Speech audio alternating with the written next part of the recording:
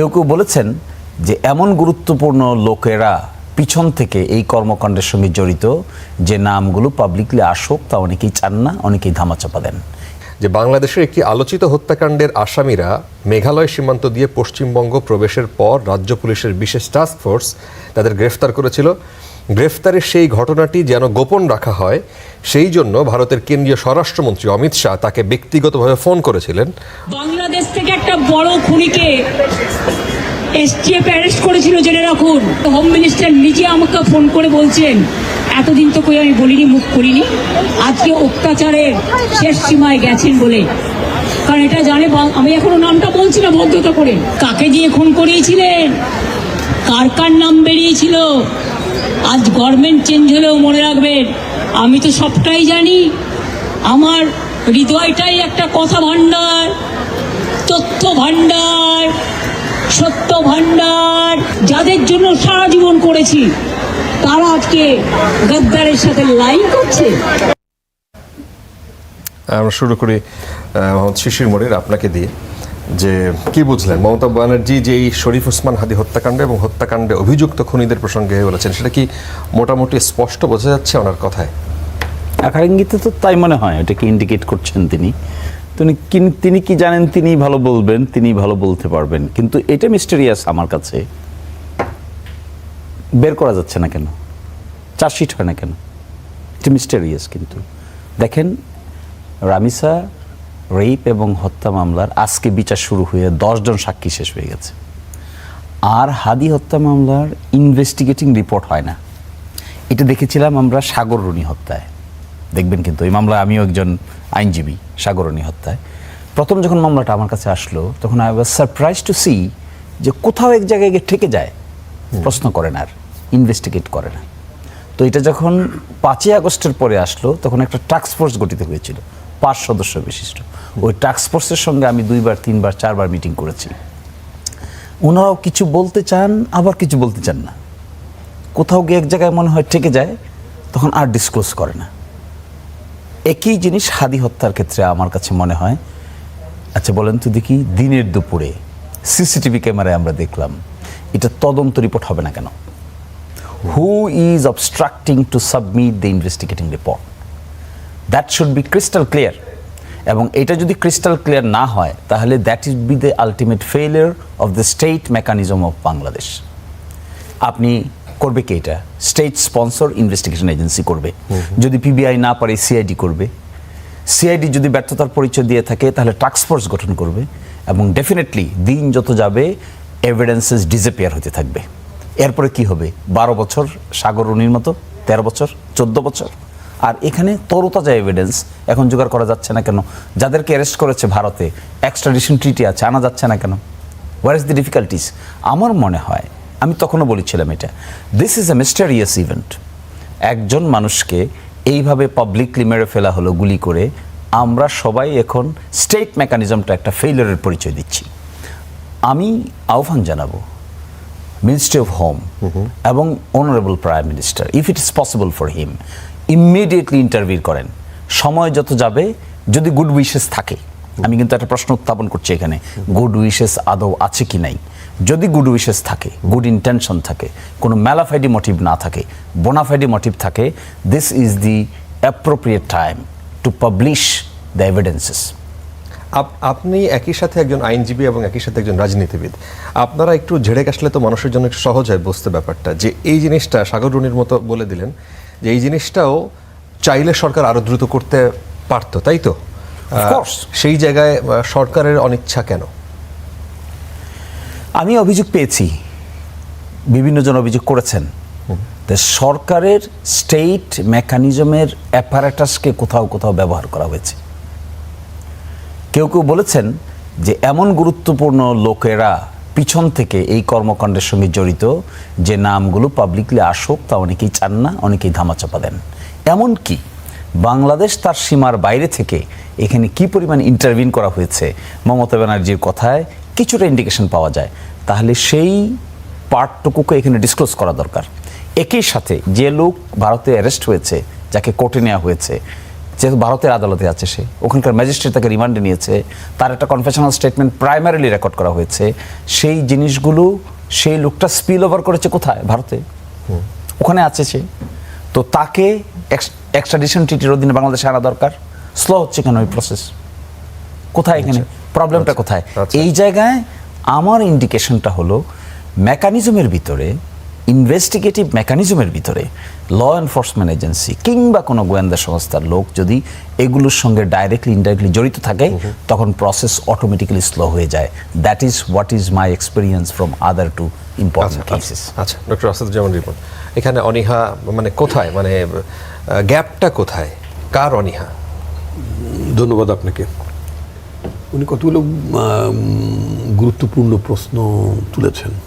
ঠিক আপনি যে প্রশ্নটা বললেন, উনি আর একটু ঝেড়ে কেসে বললে বোধ হয় জাতি উপকৃত হতো আর কি। তো একটা হচ্ছে যে মানে উসমান হাদির হত্যাকাণ্ডটি আনফর্চুনেটলি যখন সংঘটিত হয় এবং সারা বাংলাদেশে হত্যাকাণ্ডের প্রতিবাদ উত্তাল ছিল, তাই না? এবং এটা অন্তর্বর্তীকালীন সরকারের আমলে। তো অন্তর্বর্তীকালীন সরকারের আমলে মানে আমি আই ক্যানট রিলেট রিয়েলি, আমি খুব মানে এটা আমাকে আরো একটু বুঝতে সময় লাগবে। আমি একবারই তোমার স্পিচটা শুনলাম। আচ্ছা, আপনি চাইলে আমরা এটা আরেকবার চালাতে বলতে পারি। এক্স্যাক্টলি। আচ্ছা, আমরা প্রডিউসারকে আরেকবার অনুরোধ করবো, আপনি যদি আরেকবার একটু ইয়েটা চালান। আমি শুধু বলে দিই যে মঙ্গলবার কলকাতা সমাবেশে মমতা ব্যানার্জি অভিযোগ করছিলেন যে বাংলাদেশের একটি আলোচিত হত্যাকাণ্ডের আসামিরা মেঘালয় সীমান্ত দিয়ে পশ্চিমবঙ্গ প্রবেশের পর রাজ্য পুলিশের বিশেষ টাস্ক ফোর্স তাদের গ্রেফতার করেছিল। গ্রেফতারের সেই ঘটনাটি যেন গোপন রাখা হয়, সেই জন্য ভারতের কেন্দ্রীয় স্বরাষ্ট্রমন্ত্রী অমিত শাহ তাকে ব্যক্তিগতভাবে ফোন করেছিলেন, অর্থাৎ মমতা ব্যানার্জিকে। মমতার ভাষ্যমত হচ্ছে যে স্বরাষ্ট্রমন্ত্রী তাকে বলেছিলেন যে আপ থোড়া বেঙ্গল পুলিশকে বল দো এ বাত বাহার মে না যায়। মানে আপনি পশ্চিমবঙ্গের পুলিশকে একটু বলে দেন যে এই বিষয়টি যেন বাইরে প্রকাশ না পায়। ফাইন, আমরা আরেকবার একটু বক্তব্যটা দেখি। আপনার তাহলে সমীক্ষাপন যদি না করি, আপনার বক্তব্যটাকে যদি মোটামুটি আমি যদি ফ্যাক্ট হিসেবে ধরি, মানে ওনার বক্তব্য প্রসঙ্গে, তাহলে উনি কিন্তু মোটামুটি ভারত সরকারের, সোজা কথা তার দেশের একটা সংশ্লিষ্টতার কথা তিনি মোটামুটি বলেছেন।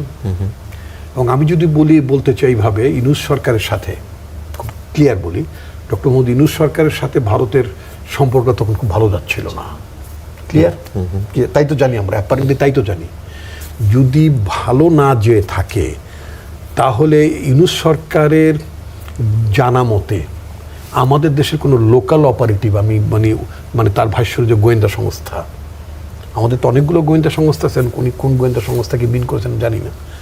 তো গোয়েন্দা যদি আমাদের কোনো লোকাল গোয়েন্দা সংস্থা, লোকাল বলতে বাংলাদেশি কোনো গোয়েন্দা সংস্থা ইনভলভমেন্ট থেকে থাকে, তাহলে সেটা হওয়ার কথা ইন কোলাবোরেশন উইথ ইন্ডিয়া, মানে অ্যাকর্ডিং টু মিসেস ব্যানার্জির স্টেটমেন্ট নাকি? আচ্ছা, তাহলে ভারত সরকারের মানে যেহেতু তাদের স্বরাষ্ট্রমন্ত্রী ওই দেশে আমাদের ইমিডিয়েট বর্ডারের সীমান্ত সংলগ্ন ভারতের যে রাজ্যটি, সেখানকার চিফ মিনিস্টারকে বলেছেন যে এটা যাতে বাইরে না যায়, এবং তোমাদের মানে বেঙ্গল পুলিশ মানে বাংলা পুলিশকে কি একটু কি তাদেরকে বাইরে যাতে না যায় সেই ব্যবস্থা নেওয়ার জন্য উনি অনুরোধ করেছেন। ফাইন, তো তাহলে মানে ভারত সরকার একটা ইনভলভমেন্টের কত উনি প্রকারান্তরে উনি বলে দিয়েছেন। আর আমাদের সরকার তৎকালীন আমাদের অন্তর্বর্তীকালীন সরকারের বিষয়টা আমি তাদেরকে মানে অভিযোগের মধ্যে আনতে চাই না, সন্দেহের মধ্যে আমি আনতে চাই না। কারণ আমরা যেটা অন্তর্বর্তীকালীন সরকার 18 মাসের ভারত বাংলাদেশ সম্পর্কের যে কেমিস্ট্রি আমরা দেখেছি, এবং প্রফেসর মোহাম্মদ ইউনূসের গভর্নমেন্টের বিরুদ্ধে তাদের কন্টিনিউয়াস যে নেতিবাচক মনোভাব দেখেছি, তাতে করে এখন ইউনূস গভর্নমেন্টের কর্তৃত্বের বাইরে কোনো এজেন্সি করেছে কিনা, অন্য কোনো দেশের প্ররোচনায় সহযোগিতা অথবা তাদের নির্দেশে ইত্যাদি, সেটা তো মানে অনেক বড় তদন্তের বিষয় হবে। আমরা যখন আমাদের দল, আমি তার তো দল করে, আমার দলটি এখন সরকার পরিচালনা করে, আমাদের দলটি সরকার পরিচালনার দায়িত্ব পেয়েছে অ্যারাউন্ড 100 days, তাই না? আচ্ছা, এই ঘটনাটি অটোমেটিক্যালি এই সরকারের ওপর আসবে, তদন্তটা এগিয়ে নিয়ে যেতে। উনি যেটা বলেন আপনার এক্সট্রাডিশন ট্রিটি অনুযায়ী আপনার প্রত্যর্পণটাকে মানে বাস্তবায়ন করার ক্ষেত্রে প্রত্যর্পণের জন্য তো আমরা অনুরোধ করতেই পারি। না, পররাষ্ট্র প্রতিমন্ত্রী তো সেখানে গেলেন এবং এই বিষয় নিয়ে কথা হলো। হ্যাঁ, প্রত্যর্পণের জন্য বাংলাদেশ বাংলাদেশ সাইড থেকে আমরা তো অনুরোধ করতেই পারি। যেমন শেখ হাসিনার জন্য অনুরোধ করা হয়েছে, আমি পত্রপত্রিকায় যেটা সরকারের ভাষ্য অনুযায়ী আমরা দেখেছি। ভারত সরকার কি এখন পর্যন্ত শেখ হাসিনাকে হস্তান্তর করেছেন? করেননি। এখন শেখ হাসিনা ভলান্টারিলি বলছেন তিনি আসতে চান, তো দরকার তো নাই, উনি ওনার কর্তৃপক্ষের কাছে, অর্থাৎ উনি এখন যাদের না, কিন্তু প্রশ্ন হচ্ছে যে শিশির মনির যেটা উত্থাপন করলেন যে এইখানে কেন ডিলেটা, এইখানে কেন অনীহাটা? আমি যেটা বলছি, আমাদের কিন্তু অনীহা থাকার কোনো কারণ নাই, কোনো কারণে আমাদের অনীহা থাকার কোনো কারণ নাই। এই কারণে যে এই ঘটনাটির তদন্ত এবং ঘটনাটির তদন্ত এগিয়ে নেওয়া, যারা পারপেট্রেটর তাদেরকে আইনের আওতায় আনা, তাদের শাস্তির মুখোমুখি করা, এটা সরকারের দায়িত্ব নিঃসন্দেহে। না, কিন্তু এর মধ্যে কি দুদেশের সম্পর্ক যদি ওই রকম ক্যারেক্টার এখানে থেকে থাকে, দুই দেশের সম্পর্ক আবার খারাপ হয়ে যায় কিনা, সেই ভয়ে কি গভর্নমেন্ট দেখেন, এটা একটা নতুন প্রশ্ন আজকেই আসছে, একটা নতুন প্রশ্ন আজকেই আসছে। এটা মানে এই প্রশ্নটা উড়িয়ে দেওয়ার মতো বিষয় না। দু দেশের সম্পর্কের অবনতি ঘটবে কিনা, আমার দেশে কেউ অঘটন ঘটিয়ে ভারতের সীমান্তে পালিয়ে যাবে, এটা তো নতুন ঘটনা না। ইতিপূর্বে বহুবার বহু লোক এইভাবে কাজ করেছে। এবং যদি শেখ হাসিনার কথাই যদি ধরি, এই যে 24 অগাস্টের যেটার ঘটনার যে মানে যেটা তিনি তার পতন হলো, উনি ক্ষমতাচ্যুত হন নাই, ওনাকে মানে ওনার পালাতে আছে। কোনো পত্রিকা দেখেছি যে উনি ক্ষমতাচ্যুত, এটা খুব একটা সফট শব্দ, কিন্তু ক্ষমতাচ্যুত হন নাই। একটা লিগ্যাল গভর্নমেন্টও ক্ষমতাচ্যুত হইতে পারে, একটা ডেমোক্রেটিক ইলেক্টেড গভর্নমেন্টকে ক্ষমতাচ্যুত করে সামরিক অভ্যুত্থান বিভিন্ন মধ্যে। It was not that kind of আপনার অভ্যুত্থান, এটা তো গণ অভ্যুত্থান। উনি পালাতে বাধ্য, পৃথিবীতে এই ধরনের ঘটনা ভেরি রেয়ার। আচ্ছা, তো উনি যে এতগুলো মানুষ হত্যা করে গেলেন, না রিয়ার কেন, আফগানিস্তানই তো হয়েছে। আফগানিস্তানের সিনারিও বাংলাদেশ কিন্তু এক না, আমি ওইটা বলছি। আফগানিস্তানের সিনারিও, আফগানিস্তানের প্যাটার্ন অফ গভর্নমেন্ট এবং ওখানে দীর্ঘদিনের যে আপনার উত্থান পতন এবং ওখানকার ইন্টার গ্রুপের যে কনফ্লিক্ট, সেটা বাংলাদেশে ছিল না। এখানে absolute total people, total mass, তারা হাসিনা গভর্নমেন্টকে উচ্ছেদ করেছে, সোজা কথা, ভেরি ক্লিয়ার। আচ্ছা, আমি যেটা বল, তাহলে আমরা তো হাসিনার মানে প্রত্যাবর্তন চাই, মানে বিচারের জন্য মুখোমুখি করতে চাই। দেখেন মানে দুঃসাহসটা কোন জায়গায় বাড়ছে। রিসেন্টলি উনি জাতিসংঘ যে ওনার বিরুদ্ধে অভিযোগ টেনেছে যে প্রায় 1,500-এর মতো মানুষ হত্যা করার, 1400 মানুষ হত্যা করার অভিযোগ, এর মধ্যে তো মোর দেন 800 তো অলরেডি রেজিস্টার্ড, নাম দাম সব কিছু পাওয়া গেছে, তাই না? তো এটা কোনো চ্যালেঞ্জ করার অডাসিটি উনি মানে ইতিমধ্যে ভাই কত কি এখন পর্যন্ত কি 2 বছর পূর্তি হয়েছে 24 অগাস্টে? হয়নি তো। না, তো 2 বছর পূর্তির আগে তিনি তার অধ্যত্ত কোন পর্যায়ে যে সমস্ত বদমাশগুলো যারা এখন বলে যে মানে ভালো ছিলাম, তিনি ফেরত আসছেন, তিনি লেখেন, তারা কি দেখেন না তাদের জয় বাবা কত মিলিয়ন ডলার এই দেশটাকে লুণ্ঠন করেছে?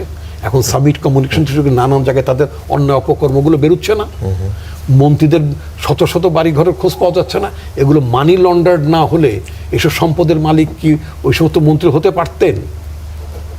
আমরা যখন প্রশ্ন তুলেছিলাম যে পদ্মা ব্রিজের দুর্নীতির টাকা শেখ পরিবারের মধ্যে ভাগ বাটোয়ারা হচ্ছে, যেমন আমরা অভিযোগ করতাম, এটা তো মিথ্যা না। আচ্ছা, এখন আমি যেটা বলছি যে শেখ হাসিনা তো আমরা ফেরত চাই, তার জন্য কি শেখ হাসিনাকে বিচার মুখোমুখি করার জন্য এতগুলো হত্যাকাণ্ড ঘটলো, 135 জন শিশু মায়ের কোল ছাড়া হয়ে গেল, তাই না? তো এটা তো 24 অগাস্টের অভ্যুত্থানের সময় তিনি এগুলো কিলিংগুলো করেছেন, তো তার জন্য তাকে তো আমাদের বিচারের সম্মুখীন করতেই হবে। লুণ্ঠন বাদ দেন, মানুষ হত্যা। আচ্ছা, তো সেইটা আমরা সেটা করতে পারছি। এখন যদি আপনি বল প্রশ্ন তোলেন এভাবে যে শেখ হাসিনাকে ফেরত চাইতে হলে, তাকে বিচারের সম্মুখীন করতে হলে দু দেশের সাথে সম্পর্কের অবনতি ঘটবে, আমার তো জন আকাঙ্ক্ষার দিকে আমাকে তাকাইতে হবে। আমার জনগণের আকাঙ্ক্ষা কি?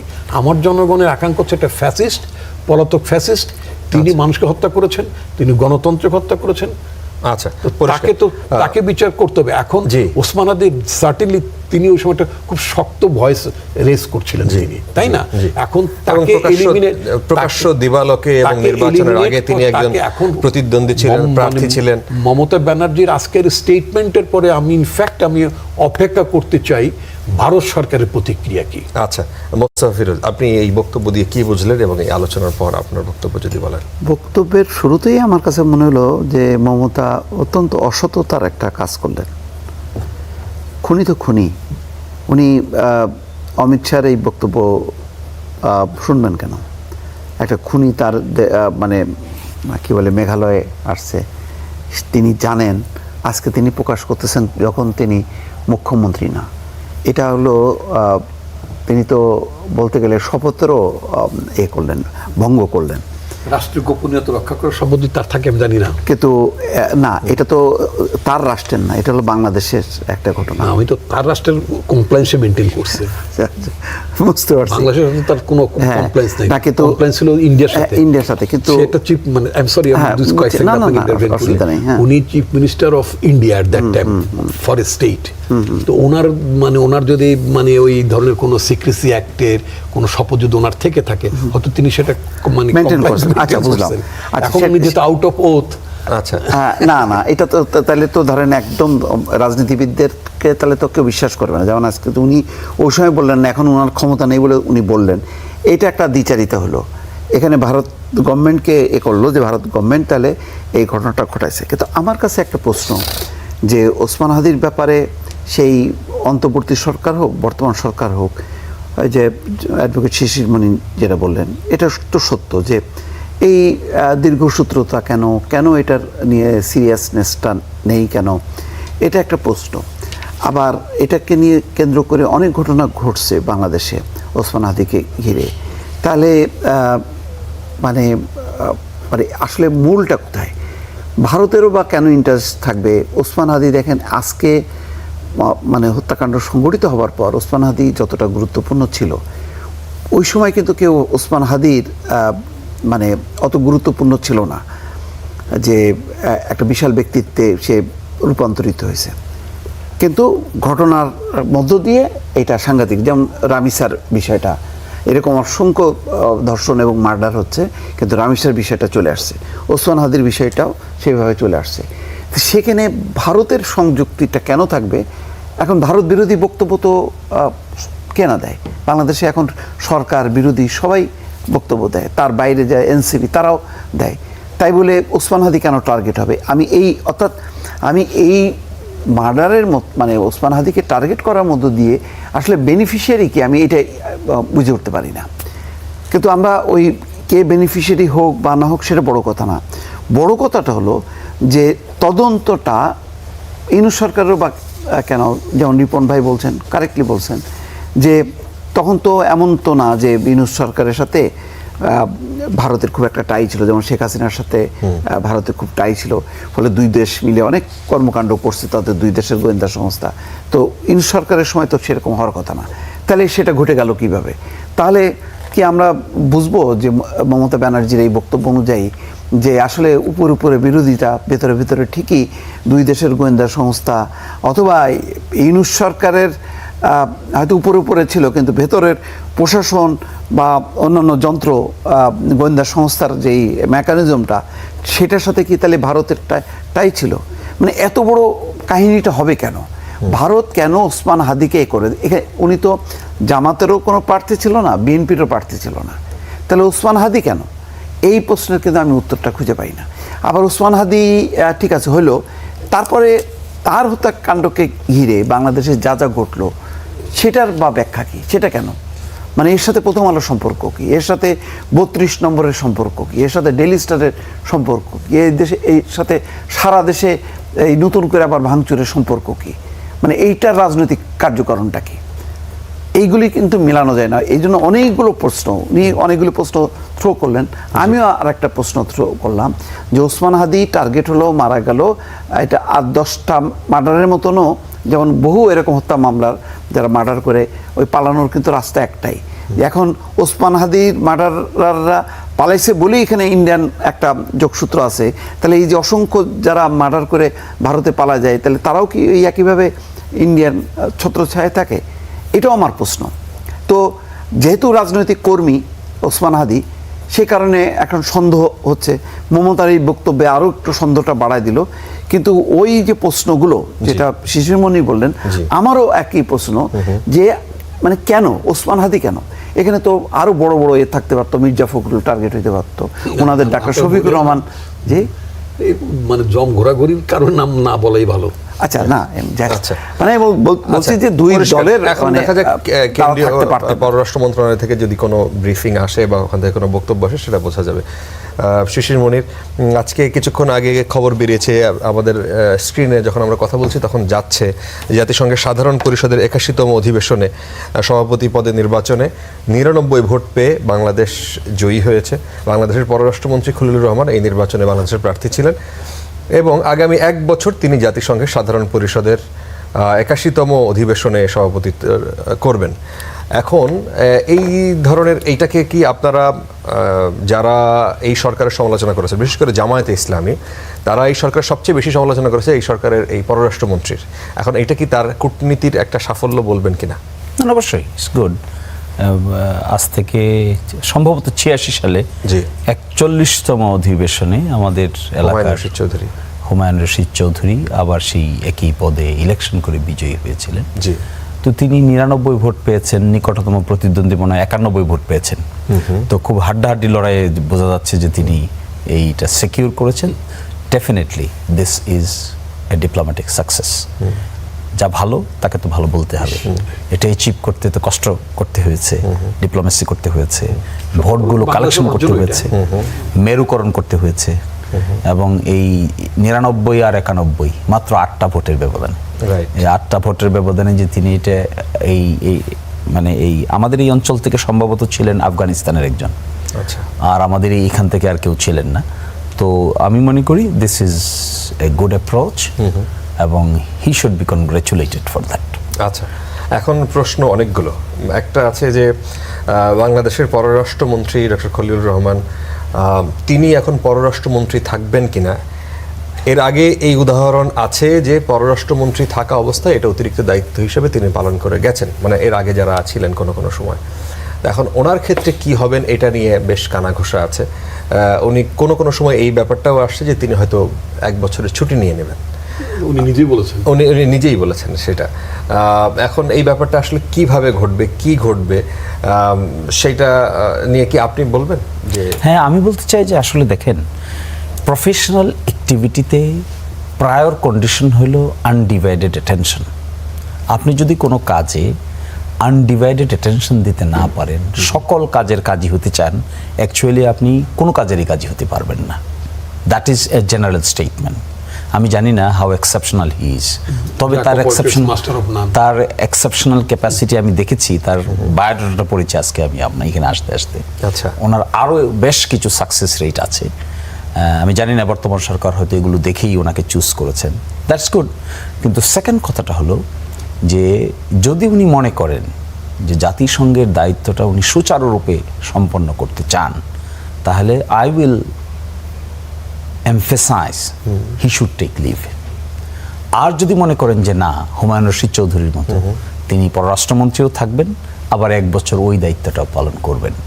ইন্টারন্যাশনাল মেকানিজমে এত বড় একটা সবচাইতে পার্টিসিপেটরি বডি, ওই পার্টিসিপেটরি বডির প্রেসিডেন্ট হিসেবে দায়িত্ব পালন করার যে হক, যে কর্মকাণ্ড, যে লিয়াজো এবং proper dispensation of his responsibilities, এটা যদি পালন করতে চান, তাহলে বহু কাজের কাজই হলে ইট উইল বি ডিস্টার্বড।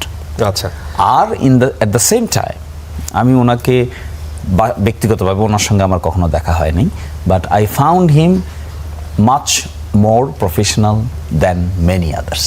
আচ্ছা, এটা তো প্রশংসা সুরেই বললেন। প্রশংসা সুরেই বললেন। আচ্ছা, একটা লোক যদি ভালো কাজ করে, উই শুড অ্যাপ্রিশিয়েট হিম। আচ্ছা, কিন্তু জামায়াত ইসলামের পক্ষ থেকে যাদের সাথে আমরা মানে টক শোতে আসছি, তার সমালোচনারই সবচেয়ে বেশি ছিল। সেটা ফর আদার রিজনস, আচ্ছা, নট ফর যে এখানে ইলেক্টেড হয়েছে, দিস ইজ গুড। কিন্তু উনি ওই কেয়ারটেকার গভর্নমেন্টের সময় থাকতে কি করেছেন, বিএনপি সরকার কেয়ারটেকার গভর্নমেন্টে উনি থাকতে কি করে ওনার বিরোধিতা করেছেন, শুনেন নাই সেই কথাগুলো? যে একটা বিদেশি মানুষকে নিয়ে এসে আমরা দিয়ে দিয়েছি হলো সিকিউরিটি মানে নিরাপত্তা উপদেষ্টা হিসেবে, তো এগুলো ক্রিটিসাইজ হয়েছে।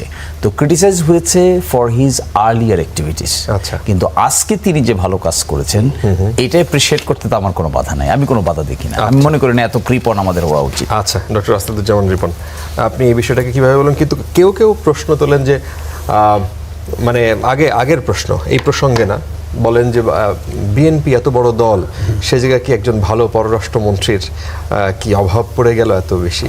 ধন্যবাদ আপনাকে। আমি শিশির মনের বক্তব্যকেই কোট করে বলতে চাই, তার সাকসেস রেট যদি প্রিভিয়াস অ্যাক্টিভিটিস অনেক বেশি থেকে থাকে এবং তার জীবন বৃত্তান্ত যদি খুবই বর্ণাঢ্য হয়, আমি তার জীবন বৃত্তান্ত পড়িনি, মানে থরলি পড়িনি, তো যদি এতই কিছু যদি ভালো হয়ে থাকে তাহলে আমি তো মনে করি যে অনেকের চেয়ে তাকে চয়েস করাটা সঠিক ছিল নিঃসন্দেহে। যদি এত বর্ণাঢ্য ক্যারিয়ার যার এবং যার পারঙ্গমতা এত মানে সুবিদিত, তো তাকে অ্যাভেলেবল থাকা অবস্থা আমি কেন অল্টারনেটিভ খুঁজবো? আচ্ছা, তাই না? বিএনপির একটা সঠিক সিদ্ধান্ত। আমি মনে করি তাই। এবং আজকে আমি সবচেয়ে যে কথাটা প্রথমে বলতে চেয়েছিলাম বা এখনো বলছি, সেটা হচ্ছে যে এটা যে বাংলাদেশের অর্জন, উনি ব্যক্তি নন, এটা হচ্ছে আপনার এশীয় প্রশান্ত মহাসাগরীয় দেশগুলোর জন্য এই টার্নটা এবার। আমি এর পরের বার কিন্তু বাংলাদেশের টার্নটা থাকবে না। মানে এরকম মাঝে মধ্যে একটা দেশের টার্ন আসে, যেমন আমরা একসময় সিকিউরিটি কাউন্সিলে আমরা অস্থায়ী সদস্য পদ লাভ করেছিলাম ডিউরিং প্রেসিডেন্ট জিয়াউর রহমান's টাইম। আবার আমার এই ধরনের একটা টার্ন পেতে অনেক সময় লাগে, আবার তখন প্রার্থিত হওয়ার ব্যাপার থাকে, দেশের জন্য ক্যাম্পেইন করতে হয়, তখন দেশে একটা ভালো সরকার লাগে, যে সরকার নিয়ে মানুষের প্রস্তুত থাকেন ইত্যাদি ইত্যাদি। তো হোয়াট এভার, বাংলাদেশ একটা ট্রানজিশন টাইমের মধ্যে যাচ্ছে, গণতন্ত্রের দিকে যাচ্ছে, একটা বড় ধরনের অভ্যুত্থান বাংলাদেশে ঘটেছে, বাংলাদেশের কোটি কোটি মানুষ এই অভ্যুত্থানে শরিক হয়েছে। এরকম একটা বিজয়ী দেশের ইভেন্টগুলো, মানে গত 2 বছরে ইভেন্টগুলো সারা পৃথিবীতে মানুষ আগ্রহ ভরে দেখেছে ইভেন্টগুলো, তাই না? সুতরাং বাংলাদেশ পৃথিবীর নানা প্রান্তে সারা দেশেই আপনার মানে আলোচনার মধ্যে ছিল বাংলাদেশ, খুবই স্বাভাবিক। এটা একটা বড় মাইলেজ। কিন্তু বাংলাদেশের মানুষের যে গণতন্ত্রের জন্য যে সংগ্রামটা, সেই সংগ্রামটার প্রতি মানুষের নজর ছিল এবং এরকম একটি দেশ এবার প্রতিদ্বন্দ্বিতা করছে, এটা তাদের ভালোবাসার একটা ম্যানিফেস্টেশন। আচ্ছা, ডেফিনেটলি একটা বড় অর্জন। কিন্তু যখন আমাদের এই নিউজটা আমাদের ওয়েবসাইটে বা আমাদের সোশ্যাল মিডিয়াতে গেল, তার নিচে মানুষের যে কমেন্ট, একটা অংশ হ্যাঁ তারা অভিনন্দন জানাচ্ছিলেন, আর একটা অংশ তাদের মোটা দাগে অভিযোগ তাদের এইরকম যে এটা আমেরিকার একটা উপহার। ওয়েল, আপনাকে যদি আমি এভাবে যদি বলি যে এই যে ইন্টারন্যাশনাল পদবি, আপনি নিজেও বোঝেন, আপনি টেলিভিশন চালান, আপনার বিজ্ঞাপনদাতারা যদি ঠিক মতো বিজ্ঞাপন যদি না দেয়, আপনার টেলিভিশন চলবে না, খুব ক্লিয়ার। তো কোনো না কোনো জায়গাতে একটা উপর সাপোর্ট তো লাগে। আজকে আপনি আমেরিকার নিঃসন্দেহে আমার বৈরী ছিল না, আমি যতদূর জেনে চীনও বৈরী ছিল না। আপনার even India could place one candidate, India একটা প্রার্থী দিতে পারতো, তারা সেটা দেয় নাই। এখন আপনি কি বলবেন এতগুলো দেশ কি বাংলাদেশকে উপর দিয়ে থাকে? যদি এতগুলো দেশ, মানে আমাদের পররাষ্ট্রমন্ত্রী তো তিনি তার ক্যান্ডিডেচার নিয়ে যখন ক্যাম্পেইন করলেন, probably last leg of our office tour, তিনি মানে চীনেও গিয়েছিলেন, সেখানেও কিন্তু তার খুব এফেক্টিভ ছিল, এনগেজমেন্টটা ছিল। তো ফলে আমি যেটা মনে করি, it was not a gift from a particular country like United States. আমি যে কথা, আমার আন্দোলন, আমার সংগ্রাম, আমার অ্যাচিভমেন্টকে তুমি ছোট করে দেখতে চাই না, খুব ক্লিয়ার। বিশ্বব্যাপী বাংলাদেশের মানুষের শৌর্য, বীর্য, গণতন্ত্রের লড়াইয়ের যে ইতিহাস, এবং ইমিডিয়েট 2 বছর আগেই এমন একটি ইতিহাস সৃষ্টি করলো বাংলাদেশের মানুষের এই গণতন্ত্রের সংগ্রাম দেখে পৃথিবীর অনেক অগণতান্ত্রিক রাষ্ট্রের জনগণ গণতন্ত্রের লড়াইয়ের জন্য উদ্বুদ্ধ হয়। নেপালের জেনজির উদ্বুদ্ধ হয়েছে, শ্রীলঙ্কার লোকের উদ্বুদ্ধ হয়, এরকম বিভিন্ন ব্যাপার। এরকম এক আমার দেশের তরুণ সমাজের এই যে সাহসিকতা, আমার যে অ্যাচিভমেন্ট, আমি একটা গণতন্ত্রের পথে হাঁটছি, একটা জবাবদিহি শাসনের দিকে যাচ্ছি। আমি ছোট্ট একটা উদাহরণ, আজকের একটা ঘটনার উদাহরণ দিই। আপনার এখানে আসার আগেই পড়ছিলাম যে কেরানীগঞ্জে একটা জনশক্তি রপ্তানি করার ব্যাপারে একটা প্রতিষ্ঠান, একটা ট্রেনিং সেন্টার বা ট্রেনিং ইনস্টিটিউট, এটার হয়তো কোনো একটা নামটাম ছিল, হয়তো কেরানীগঞ্জ মানব সম্পদ প্রশিক্ষণ ইনস্টিটিউট ছিল, বেগম খালেদা জিয়ার নাম। তো সেখানে আমলারা তো এরকম তেলবাজ থাকে, যখন যে সরকার তেলবাজি করে হাসিনা আমলে বলছে যে মানে আপনার মানে দিতে দিতে তো সবার নামই দিছিল, এরপরে আরো একটু সময় পাইলে শেখ হাসিনা নাতি নাতকুরের নামও দিত, পরে নাতি নাতকুরের নাম অবশ্য আমি জানি না, তাদের নাম হয়তো কিছু কিছু হয়ে যেত। তো ওই প্রবণতা থেকে ম্যাডাম বেগম খালেদা জিয়া তার নাম অফার করেছেন। আমাদের প্রধানমন্ত্রী, আমাদের পার্টির চেয়ারম্যান, তিনি জাস্ট রিফিউট করেছেন। আচ্ছা। উনি বলেছেন যে নতুন কোনো প্রতিষ্ঠানে সেটার নামকরণ করা যেতে পারে, আচ্ছা। যেটা আছে সেটা না।